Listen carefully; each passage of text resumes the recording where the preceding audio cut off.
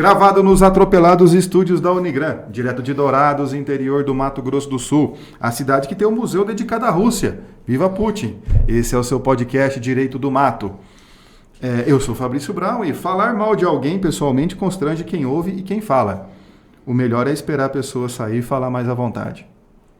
Eu sou o professor Fernando Machado e muitas vezes me angustiaram desde a minha mocidade e todavia não prevaleceram contra mim.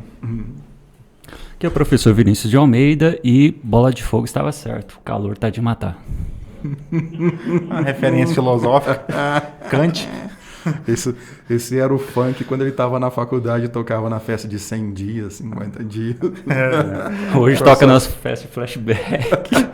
Professor Vinícius dançando no gaiola das popozudas. Acho que elas morreram tudo já, junto com o bonde do Tigrão. Então, pessoal, mais um podcast Direito do Mato. Agradecemos a todos os nossos ouvintes que estão aqui pacientemente, mais uma vez, ouvindo o nosso trabalho e dedicando um pouco do seu tempo para nos prestigiar.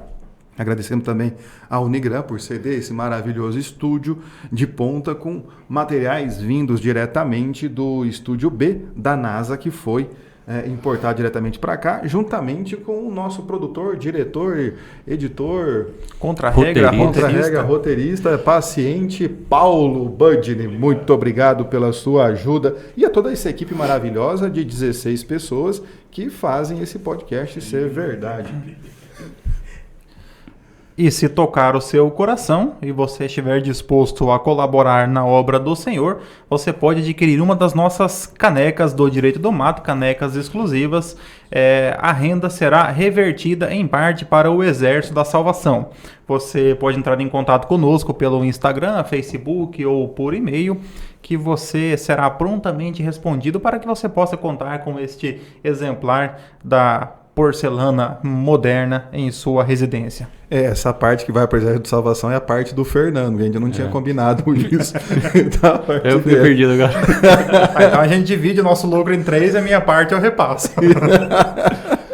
E também fica aquele convite para você conhecer mais o projeto Direito do Mato, acompanhando a gente nas redes sociais. Nós estamos lá no Facebook e também no Instagram. Confere lá as nossas páginas, fica à vontade de mandar direct com comentários, sugestões de temas que a gente sempre leva em consideração para melhorar esse projeto que é destinado a vocês. Também acompanhe a gente no YouTube. Lá no YouTube tem todos os episódios, assim como também em outras redes de streaming, principalmente a Aurelo e a Spotify.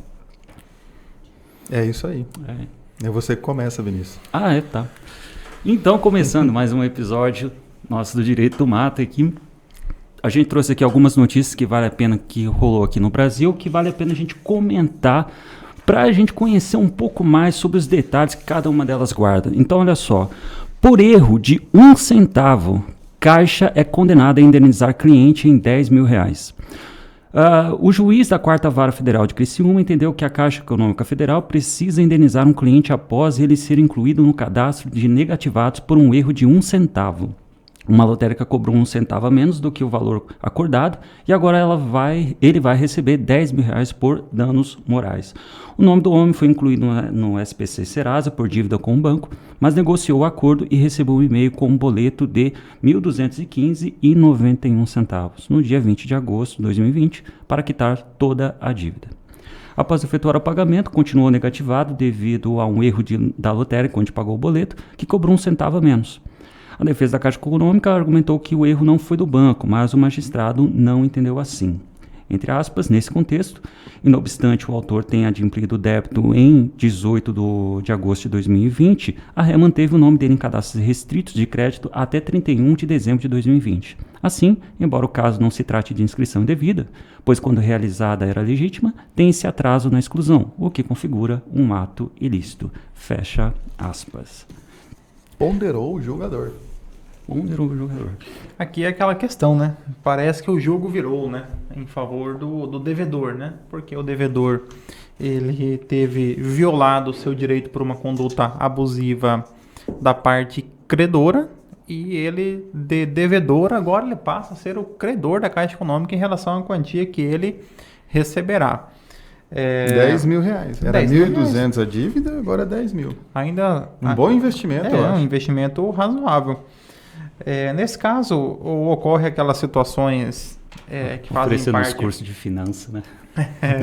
que fazem parte da vida moderna, que é o tal do sistema, né? Então, é que está no sistema e a gente não conseguiu tirar do sistema e a pessoa vai ao INSS porque o seu benefício foi cessado, porque ela foi dada como morta, a pessoa comparece, mas o INSS diz que não pode resolver porque está no sistema e a pessoa que coloca a informação no sistema, ela não é encontrada e ninguém consegue, e por conta disso ocorrem algumas situações que acabam desencadeando em um dano moral. Concordo que aqui houve até um excesso do juiz, porque ele ficou ali, ele foi mantido 3 meses no SPC, não, pelo menos pela notícia, não há uma comprovação de que ocorreu um dano reflexo, houve uma conduta que os 10 mil me pareceram um pouco exagerado por conta do contexto que foi apresentado, mas também não sei dizer se na ação se foi demonstrado algum outro tipo, algum outro fato que pudesse representar um valor um pouco maior. É que, para o pessoal entender, quando você tem o seu nome incluído nos serviços de proteção ao crédito, né? Então você fica com o nome negativado, SPC, Serasa, etc. Quando você quita a sua dívida, paga a dívida objeto daquela inscrição, o credor, então, ele tem o prazo de 5 dias úteis para promover a retirada. Não é só, ele tem que fazer a comunicação, então não sai instantaneamente. Por mais que o sistema, a informação da exclusão apareça lá, em até 5 dias úteis, isso tem que ser retirado. Provavelmente não quis retirar por conta dessa diferença de 1 centavo, e que ele pode muito bem argumentar que o erro não foi dele, porque pagou num correspondente bancário da própria Caixa Econômica, que é uma lotérica, que faz serviço de correspondente bancário para a Caixa Econômica, e essa manutenção, então, gera dano moral. A não retirada também, entende o STJ, que é aqueles casos de dano moral in re ipsa, né? Ou seja, independente da comprovação do dano específico ao dever de indenizar. Uma coisa que meio que subverte a própria questão do ato ilícito, que o dano é elemento essencial. Mas o STJ falou assim, aqui eu presumo que é um dano. Eu inscrevi indevidamente seu nome no SPC, eu abalei o seu crédito, então eu não preciso demonstrar o dano para ser indenizado. Eu vou entrar muito mais na questão do valor, da negativação, da maneira como ocorreu e também na questão da retirada, porque ele pagou. Não é? Eu acho que os 10 mil reais quase chega a ser 10 vezes o valor, né, da inscrição aqui. Realmente, a 4ª Vara Federal de Criciúma, eu acho que por ser uma vara federal, o juiz federal não está tão acostumado ao mero aborrecimento. Pode ser. Igual os juizados especiais estaduais, os juízes estaduais, apegados tanto à teoria do mero aborrecimento, o juiz federal está um pouco mais sangue no olho aqui, etc. É que uma coisa diferente aqui para mim. O juiz federal, ele vê um dano moral a cada 15 dias, né? No juizado especial, só aqui em Dourados, são 720 protocolos todos os dias, né? Então é bem diferente. Um dano moral a cada 15 minutos. Lá foram 10 mil, aqui seria 2 mil reais com risco de reverter na turma recursal, né? Com base no tal do mero aborrecimento e tudo mais. Então eu acho que esse valor se justifica por ser vara federal mesmo, né? Não é da praxis do dia ali, porque só vai parar na vara federal aqui a Caixa Econômica mesmo, que é o banco público da União que a gente tem, ou no caso o BNDES, ou outro banco que a União seja dona, né? Porque o Banco do Brasil, por ser sociedade de economia mista, vai para a Justiça Estadual. E isso chama muita atenção mesmo, porque em um primeiro momento, quando você dá uma olhada a isso, acho que uma das primeiras ideias vem na cabeça, deve ser meio desproporcional. Um dano de 1 centavo gerar uma indenização de 10 mil. Aí a gente fica pensando, mas e aqueles pressupostos lá para que seja configurada a indenização do dano moral? Você tem que ter a ideia da dúplice natureza do dano moral, né? Onde você tem que buscar indenizar a pessoa, mas também ter aquele caráter pedagógico.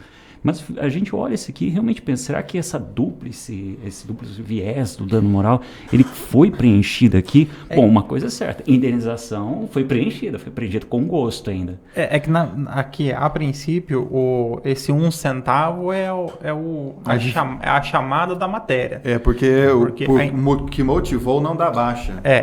O 1 centavo, ele na verdade, ele aparece porque ele dá um destaque mais especial para a notícia, né? Mas não é necessariamente o 1 centavo, não é o 1 centavo que é o problema. A questão é que ele foi mantido, ele poderia ser mantido por 1 centavo por 100 mil reais, não importa. Se tivesse mantido por 1 centavo, era legítima a Caixa Econômica, porque ele não pagou. Exato. Se tivesse mantido, sim. Ele não pagou. Mas eu digo, o 1 centavo que não é necessariamente, não é porque foi 1 centavo que se fosse mais ele não seria indenizado, é porque ele foi mantido indevidamente no cadastro dos maus pagadores, né? E por conta disso aí, talvez ali a pessoa do lotérica, para facilitar o troco, né, cobrou só os 90 para dar os 10 centavos de troco, né? E aí gerou todo esse problema, né?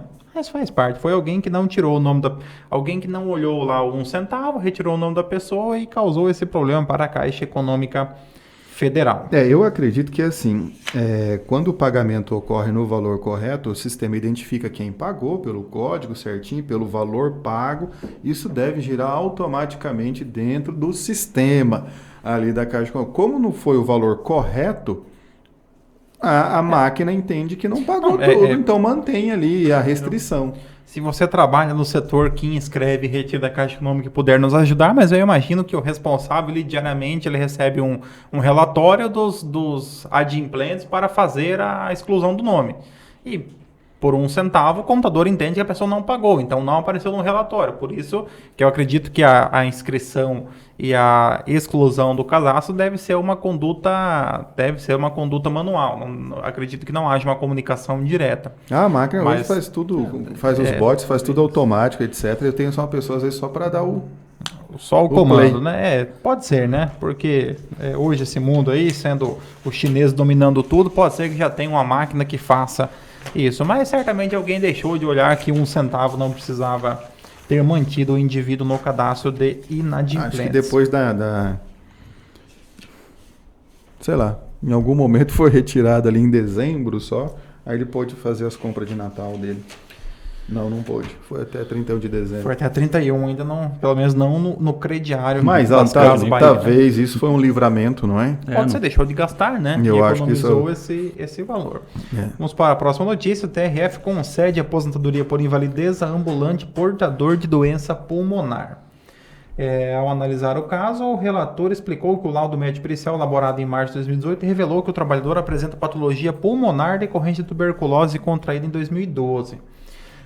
Embora a perícia tenha concluído pela incapacidade parcial e permanente para o trabalho, o magistrado considerou inviável o retorno às funções, tendo em vista a profissão de vendedor ambulante, bem como a idade de 63 anos, não havendo, abre aspas, não havendo tampouco possibilidade de reabilitação para exercício de atividade que lhe garantisse subsistência.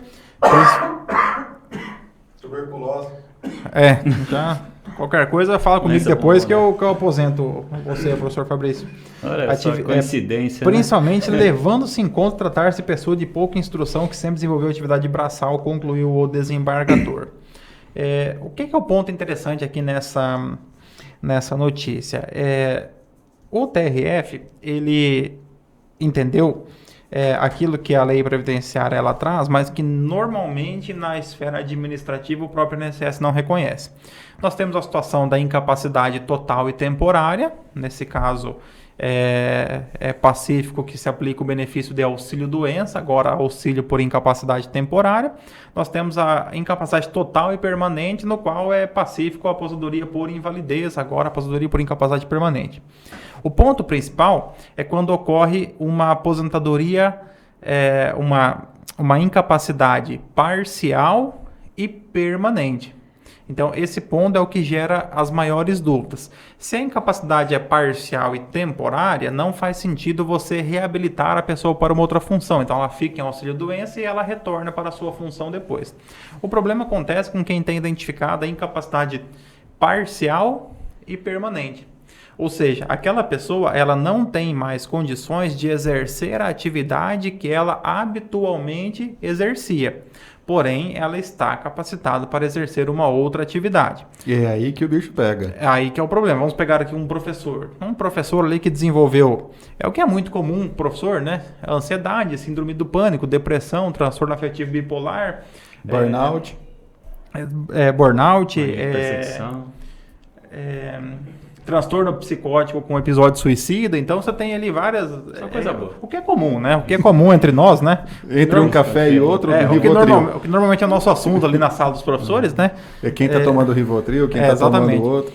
Um passa uma receita para o outro poder comprar, né? Fala qual a farmácia E tá aí, com desconto. então o professor, ele não pode exercer uma atividade vinculada ao trato com o aluno, por conta da patologia que ele apresenta. Porém, ele pode exercer uma outra atividade, por exemplo, de auxiliar pedagógico, uma atividade de secretaria, uma atividade administrativa. Então, nós temos uma incapacidade que ela é parcial. O INSS, normalmente, ele não reconhece. Então, o INSS, ele simplesmente declara a pessoa apta para o trabalho e também não cumpre a reabilitação profissional da forma como seria exigido pela lei. De acordo com o que está previsto na 8.213, no decreto 3.048, a INSS deveria, através de uma equipe multidisciplinar, fazer uma avaliação psicossocial, capacitar a pessoa, verificar aptidões para outras atividades, o que normalmente não acontece com pessoas que têm ou baixo grau de instrução ou idade mais avançada. Em muitos casos, sequer é recomendável que se invista tempo e recurso para uma reabilitação, que foi o que considerou aqui o TRF3. Então, o indivíduo ele foi diagnosticado ou foi constatado em perícia uma incapacidade total, parcial e permanente. Contudo, ele tem 63 anos. A idade para a aposentadoria por idade ela é de 65 anos. Então, percebam, reabilitar uma pessoa para que ela passe a exercer uma outra função, sendo que a pessoa já tem 63 anos, sequer é razoável do ponto de vista... E o magistrado colocou, né? Tem pouca instrução e sempre desenvolveu atividade braçal. Então, teria que instruir a pessoa, dar uma formação para ela exercer uma outra atividade que não braçal. Exato, vamos pegar aqui um exemplo. Imagina aí, que... nesse tempo que ela vai instruir essa pessoa, vai ficar com a aposentadoria parcial, provisória, né, durante esse tempo para instruir ela, a hora que ela estiver pronta, ela se aposenta. Exato. Ou você vai esbarrar numa dificuldade que é a própria colocação da pessoa no mercado. Uma pessoa que é o que vai com 65 anos sem ingressar no mercado de trabalho. Então, nesse caso, o INSS, ele administrativamente ainda... pouco considera essas questões, o que invariavelmente traz uma dificuldade muito grande para o segurado e acaba sendo necessário recorrer ao Poder Judiciário para que ele tenha assegurado o direito ao benefício. Professor Fernando, você acompanha muito concurso público e etc., tem visto editais por aí e tudo mais. Na parte dos técnicos e analistas do INSS e etc., num psicotécnico onde verifica a capacidade de resiliência em manter o não e nunca dizer sim? Não, esse é na formação do perito, né? É o perito, né? Que é o perito que diz sim ou não, né? O médico perito da... agora é médico perito federal. Não tem mais perito do INSS. É uma carreira única que atende a todos os órgãos e entidades da esfera federal. E aí, então deve ter uma fase psicotécnica para falar não para tudo, né? Pode ser. Mas agora é mais fácil, porque agora... Está inapto? Não, está apto. Então, mas agora o resultado não sai mais... não é o próprio perito que dá o resultado. Porque quando o perito dava o resultado, havia muitos problemas, questionamentos, em algumas situações, agressões ou tentativas de agressão da pessoa. Esperava o perito sair do INSS. E aí então o INSS já, antes entregava, há alguns anos atrás, né? Entregava ali na hora para a pessoa e já dava o resultado, né? Agora não, agora você consulta 24 horas depois pelo meu INSS. Então quando você consultar, você já está muito longe do INSS, né? Não tem nem como reclamar diretamente para alguém, né? Isso foi para evitar as confusões que tinha. Exato, né? Exato. Aí é mais fácil, né? Falar não para o computador é mais fácil que para uma pessoa, né? Para o computador. Mas é muito comum, né? É o chamado perito Jesus, né? Aquele que olha para o segurado e fala levantar e andai, né? É mais ou menos nesse sentido. Mas tem uns caras que chegam lá mancando e não estão mancando, chega doente e acontece, não tá doente. Acontece, né? No Brasil tem de tudo. Tanto, e também tem uns absurdos de pessoas, você sabe que estão doentes e etc., especialmente nessas doenças que você citou dos professores, né? Que são doenças que você olha para a pessoa, está saudável. Por dentro ela está acabada, dentro da mente dela ela está, né, depressiva, não sei o quê, etc. Não consegue nem entrar no ambiente de trabalho que ela estava vinculada, mas ela não tem condições para isso. Por fora está rindo, mas à noite, quando dorme, está lá chorando. Ou se passa na frente do local de trabalho e já fica perturbado. E tem bastante, cada vez tem aumentado mais, né? O problema é ser home office, não pode mais nem ficar em casa. Bom, interessante também dentro dessa notícia mostrar a relação do juiz com a prova pericial. Até porque a prova pericial ele atestou da incapacidade parcial, como o Fernando aqui estava comentando. O que mostra também que o juiz ele tem e deve também analisar outros elementos para que ele possa de fato dar essa decisão. E aí vem aquela pergunta, então quer dizer que a prova pericial ela é a prova mestre dentro de um processo penitenciário? Em tese, o magistrado ele não está vinculado ou adstrito exclusivamente à prova pericial. Em tese. Normalmente ele fica. Então é muito mais seguro, né? Você como juiz, você vai contra uma prova pericial médica, então normalmente o juiz acaba seguindo a prova pericial, né? O julgador acaba seguindo. Aqui, muito provavelmente, na primeira instância, o julgador ele acabou seguindo a prova pericial e entendeu, talvez por um benefício temporário de auxílio-doença, algo nesse sentido, até que a pessoa fosse reabilitada, né? Mas o juiz ele não está vinculado exclusivamente à prova pericial. Ele pode analisar outros fatores para que ele possa aí formar o seu juízo de convencimento, né? No caso das questões previdenciárias, quando se refere à possibilidade de reabilitação profissional, então ele deve necessariamente observar fatores que são relacionados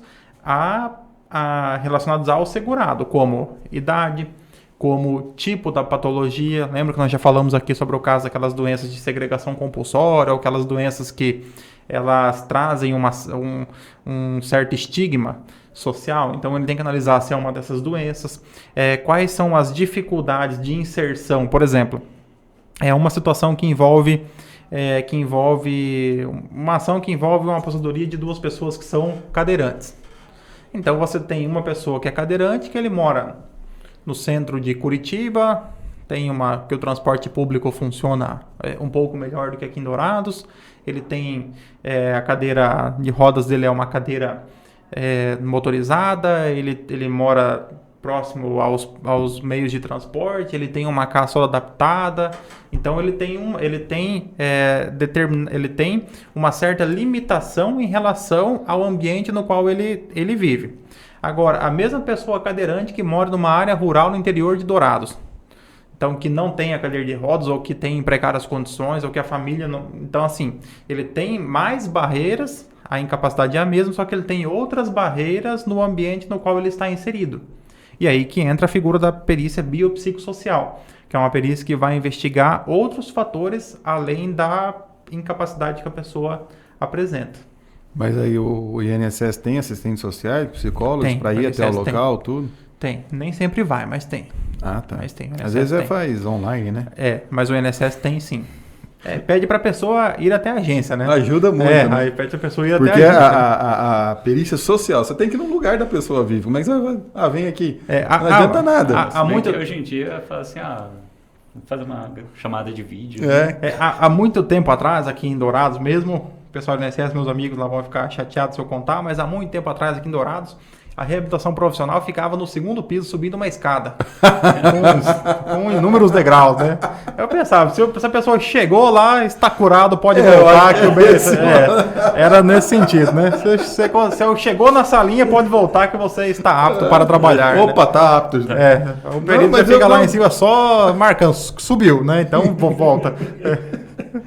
Tá demorando muito, vamos ver quem. Mas isso há muitos anos atrás. Né? Hoje não é mais a realidade. Foi ali um momento ali de adequação predial do INSS. Mais de um ano já é plural, então muitos pode ser. Mas são mesmo. Hoje nem é mais aquele prédio, hoje é um prédio totalmente adequado. Adequado não sei para quem, mas é um prédio adequadamente existente ali. Então vamos para outra notícia aqui. Olha só. O Supremo decide que municípios podem instituir assistência jurídica à população de baixa renda. Para a maioria do plenário, que foi decidido plenário do Supremo nessa quarta-feira, dia 3, ou seja, famoso dia 3 de novembro, municípios podem instituir serviço de prestação de assistência jurídica à população carente. A maioria dos ministros votou pela improcedência da ADPF 279, arguição de preceito, descumprimento de preceito fundamental, em que foram questionadas leis do município de Diadema. Para o STF, as normas são constitucionais. A PGR, que impetrou com a ADPF, foi contra o dispositivo da lei que criou a assistência judiciária de Diadema. Na manifestação, o vice-procurador-geral da República sustentou que a existência de uma defensoria municipal é incompatível com a Constituição, mas a oferta de serviço de assistência jurídica às pessoas necessitadas não é monopólio da União e dos Estados. Segundo ele, permitir ao cidadão mais de uma via de acesso à justiça potencializa o direito à defesa. A Associação Nacional das Defensoras e dos Defensores Públicos defendeu a importância do modelo constitucional que atribuiu às defensorias a prestação de assistência judiciária com dotação orçamentária própria. E essa decisão viria, então, a enfraquecer a instalação de novas defensorias no interior do país. Porém, o plenário decidiu com base na vulnerabilidade social e na real eficácia dos direitos fundamentais, já que as defensorias públicas, na sua grande maioria, da União ou dos Estados, não dão conta da demanda e a contribuição de uma assistência jurídica gratuita por parte dos municípios tem mais a contribuir do que a atrapalhar. Essa foi a decisão do STF. Principalmente quando você pega, por exemplo, as defensorias públicas da União, que é as que mais têm dificuldade de implementação. Aí você tem realmente o desamparo dessas pessoas quando elas querem procurar essas assistências jurídicas. Só que, realmente, aqui a gente vê um caso de ponderação de normas constitucionais. Nós temos esse direito fundamental ao acesso à justiça, mas também nós temos essa norma programática, que é a ideia de você você aparelhar o Estado, de você construir uma instituição que você vai fornecer isso. Mas a gente tem esse problema até hoje de que nós não temos uma defensoria pública efetivamente instalada, ao ponto da gente falar que as pessoas elas estão pelo menos tendo uma pequena oportunidade de poder ter acesso à justiça. E você vai em determinadas regiões no Brasil onde a pessoa ela precisa se deslocar 100, 200 quilômetros, e a gente não precisa ir muito longe, no Mato Grosso do Sul mesmo, para poder ter atendimento. O primeiro ponto, a lei ela é de quando? Na notícia aparece de quando é a lei? O ano? Será que aparece? A lei municipal é de 83. Porque o estado de São Paulo, ele foi um dos estados a instalar a defensoria pública. O modelo do estado de São Paulo era a advocacia dativa. Isso. Então, acho um dos últimos estados a contar com uma defensoria pública estruturada. É que para nós, Mato Grosso do Sul, defensoria pública é muito antigo. O nosso modelo, inclusive, ele serviu para outros que o Mato Grosso do Sul tem uma defensoria pública muito atuante, muito forte. Ainda em que pese não esteja em todos os municípios, mas ela tem uma atuação já muito forte há muitos anos. Comparado com outros estados, a gente tem uma estrutura invejável. Isso. E o estado de São Paulo foi um dos últimos. Houve uma resistência muito grande no estado de São Paulo de implantação da defensoria pública. Talvez por esse ponto tenha sido que o município tenha também criado a assistência. Então não seria algo que ele agora tem a defensoria pública, então vamos colocar mais um, Talvez nesse vácuo aí que tenha ficado em São Paulo, o município tenha atuado dessa forma. Chama atenção porque normalmente os municípios sequer eles dão conta das suas competências, e aí chama atenção o município de Diadema que foi além, que quis assumir uma competência que não era sua, ou pelo menos que inovou assumindo uma atitude minimamente louvável do município de Diadema de estabelecer um serviço a mais. Aqui um ponto que a gente poderia fazer uma comparação seria em relação aos serviços públicos que são oferecidos de acordo com a Constituição. A Constituição ela vai tratar dos chamados serviços públicos, que são aquelas atividades que trazem alguma comodidade para os usuários, que são de competência do poder público no Brasil. Contudo, esses serviços públicos eles podem ser delegados por meio de concessão ou de permissão. Aí nós temos os serviços públicos que são concedidos ou são permitidos de forma exclusiva, como, por exemplo, a exploração de uma rodovia, que são serviços exclusivos. E nós temos aqueles serviços que eles podem ser prestados, mas que eles não são prestados de forma exclusiva e são, inclusive, prestados em colaboração com o Estado. Os exemplos que nós temos é saúde e educação. Então, saúde e educação é dever do Estado. Só que eu posso explorar também de forma privativa, de forma particular. Privativa não, de forma particular, mediante uma atividade privada, que pode ser com fins lucrativos ou sem fins lucrativos. Então, você permite que vários atores sociais possam prestar aquele serviço pensando no quê? Pensando que quanto mais pessoas prestando serviço eu tiver, maior será a oferta do serviço à população. E também menor será a necessidade do Estado de prestar aquele serviço. Aqui seria uma situação como essa. Defensoria Pública pode ser conceituado como serviço público? Com certeza. Então, é um serviço público colocado à disposição. Não no modelo de serviço público que pode ser objeto de concessão ou permissão, conforme a gente vai ver lá no 175 da Constituição, mas ele é um serviço público que é autorizado. Assim como, por exemplo, no Brasil, o que você também não encontra no Brasil uma definição clara, que é o serviço de cartório extrajudicial. É um serviço público e ele é delegado ao ente privado. Delegado a uma pessoa natural, uma pessoa física, para que possa explorar o serviço. Então, aqui, assistência jurídica. Então, se é um serviço público, ele deve ser exercido de forma exclusiva? Acredito que não, porque são legitimados, por exemplo, advogados dativos, são legitimados os núcleos de prática e assistência jurídica para prestar essa atividade. Então, por que não o município? O que a Constituição fala é que os estados e a União irão constituir as suas defensorias públicas para o atendimento. É isso que a Constituição vai falar. A União, na sua competência, vai instituir a defensoria pública e cada estado também, na sua competência, instituir a defensoria pública. Mas não há uma vedação dos municípios oferecerem. O que eu acho aqui, eu sempre olho para o lado do município, ele é dos entes da federação, né, ele é o mais pobre, é aquele que é mais carente e é o que mais sofre perante o cidadão, né? Porque, como nos dizeres de Dilma Rousseff, ninguém mora na União, as pessoas moram no município. Então, ele age ali. Então, o município não tem como sua competência a questão da assistência judiciária gratuita, a questão da segurança, né? Mas tem municípios que querem fazer assistência judiciária gratuita e querem lidar também com a segurança, instituindo guardas municipais. E acabam depois, uma vez criado, você não retira isso. Porque a população não vai aceitar, o legislativo não vai aceitar, é uma despesa que está ali presente. Então, se o município ele não souber gerir muito bem essa assistência judiciária e etc., acaba que ele vai criar algo também precário, pequeno, que não vai dar condição de vazão, né? Ou que modelo, o que ele pretende atender ali.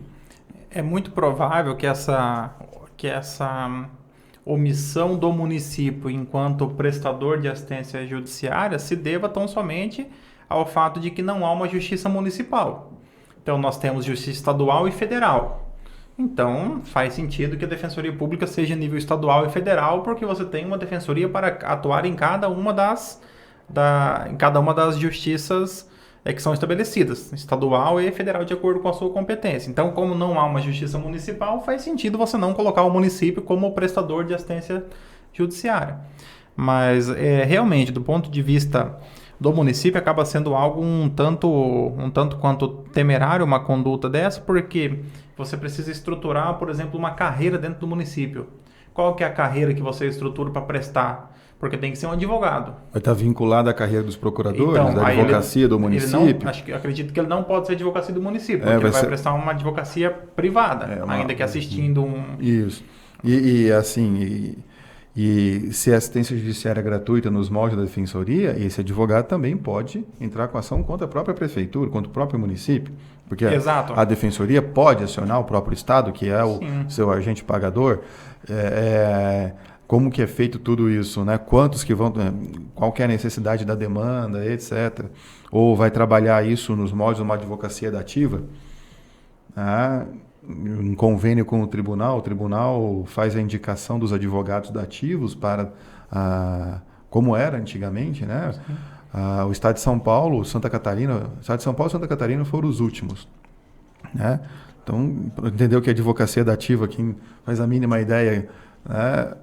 Advogados privados que prestavam serviço como se fossem defensores e o Estado pagava eles atendiam as pessoas, o Estado pagava eles, mas advogados privados, não tinham nenhum vínculo com o Estado, a não ser esse pagamento. O Estado de São Paulo, durante muito tempo, teve escritórios estruturados para atender assim, funcionavam dessa maneira.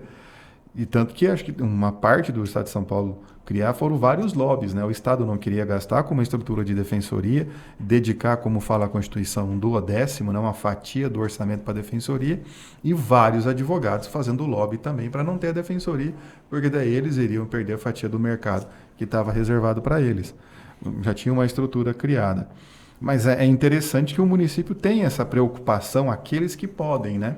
Mas é bom que o gestor que olhar isso aqui não fique encantado. Vamos fazer também. Porque é um custo que ele não precisa fazer. Isso aí também, isso aí que acho que é legal também comentar, é olhar isso na perspectiva do gestor, tanto o gestor municipal como o gestor estadual. E também, por que não, o gestor federal. Porque eu não sei muito bem quais são os tipos de demandas que essa advocacia ela pode pegar. Mas aí, em questão do gestor municipal, ele pode pensar o seguinte: tudo bem, o STF declarou constitucionalidade, só que será que ele ainda é vantajoso para mim? Será que eu tenho o custo, ele está sendo referente a isso? Porque tem uma coisa, e aí vai para o gestor estadual. A Defensoria Pública, ele é um órgão do Executivo. Ele não é independente com o Ministério Público, com o Tribunal de Contas. Ele é subordinado. Tudo bem, ele tem como órgão público, ele tem uma autonomia gigantesca, mas não é independente. Tanto é que de tanta autonomia que ele tem, administrativa, organizacional, ele não tem a financeira. Então, esse argumento que a Associação da Defensoria Pública utilizou, eu acredito que é um argumento, sim, que vão preocupar eles. Porque o gestor estadual vai pensar o seguinte: peraí, eles são subordinados a mim. E por que eu vou instalar lá se eu não posso evitar esse gasto? Gasto de instalação, gasto de quadro de pessoal e sucessivamente. O gestor federal também pode pensar isso, se essa advocacia pegar esse tipo de causa. Por que eu vou mandar lá se já tem? Eu posso manter meus gastos, eu não preciso dar essa parte, esse duodécimo, aumentar, né, esse negócio lá, se eu posso deixar tudo para o município. Um exemplo disso é o que acontece em Dourados com a Guarda Municipal. Você tem uma Guarda Municipal estruturada, então parte do recurso que deveria vir para a Polícia Militar e etc., aqui para o município acaba não vindo porque você já tem uma estrutura de Guarda Municipal. Então acaba atendendo outros municípios. Quando você tem a carência também da estrutura da segurança estadual. Você fala, não, mas Dourados já tem lá os guardas municipais que podem fazer a ronda ostensiva também. Então manda uma viatura a menos do que deveria. Então você fica nessa questão, porque fica um jogo de empurra. Eu acho assim, como gestor, se eu não preciso investir nisso, eu vou investir naquilo que é a minha finalidade. Naquilo que é o dever, né? Que é a educação fundamental e a saúde. Atendimento na saúde. O que o município pode fazer? Poxa, eu tenho um prédio aqui que não está sendo usado. Eu posso ceder para a Defensoria Pública. Você não precisa alugar, eu deixo estar cedido aqui para vocês, vem utilizar uma contrapartida para. Eu posso estabelecer uma estrutura, chamar as universidades para que elas coloquem os núcleos ali. Isso. Então, em vez de ficar afastado, espalhado. O município faz a triagem, encaminha para os. Mantém o prédio, faz a triagem, encaminha ali para as universidades para que elas atendam, porque a universidade é obrigatória ter um núcleo de prática jurídica. Aí, em vez de ficar, às vezes uma universidade tem um núcleo no próprio campus afastado, né? O município pode criar um local, um espaço.